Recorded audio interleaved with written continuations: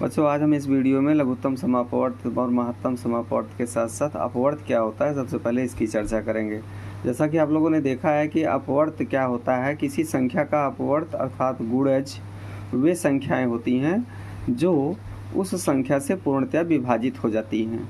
उस संख्या से पूर्णतया विभाजित हो जाती है मैंने कि किसी भी संख्या को अगर हम लेते हैं तो जिस संख्या को लेंगे, जैसे यहाँ पर 4 का उदाहरण दिया गया है कि 4 का अपवर्त क्या होता है, तो उसकी एक तरह से टेबल आपको बोलनी होती है। 4, 8, 12, 16, 20, 24, 28 इस तरह से पूरे उसके गुणज ही होते हैं, पूरे अपवर्त होते हैं।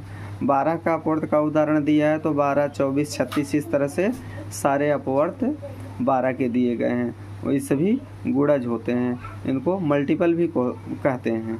सबसे बड़ी खास बात इसके कुछ फैक्ट्स होते हैं, तथ्य होते हैं, महत्वपूर्ण बिंदु होते हैं जिनको हमें जानना होता है कि जैसे किसी भी संख्या का पहला अपवर्त वो संख्या स्वयं होती है। जैसे 4 का अपवर्त यदि कहा जाए तो ये 4 पहली संख्या स्वयं अपवर्त होगी अपनी, और किसी संख्या का अंतिम अपवर्त नहीं निकाला जा सकता है क्योंकि बहुत बड़ी से बड़ी संख्या बन जाएगी और उसका अपवर्त नहीं निकाला जा सकता है।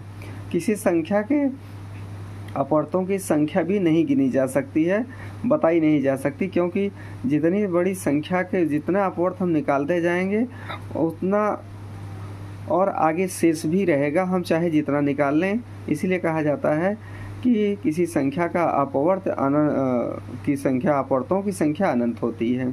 किसी संख्या का अपवर्त संख्या के बराबर या उससे बड़ा होता है, उससे छोटा अपवर्त नहीं हो सकता है।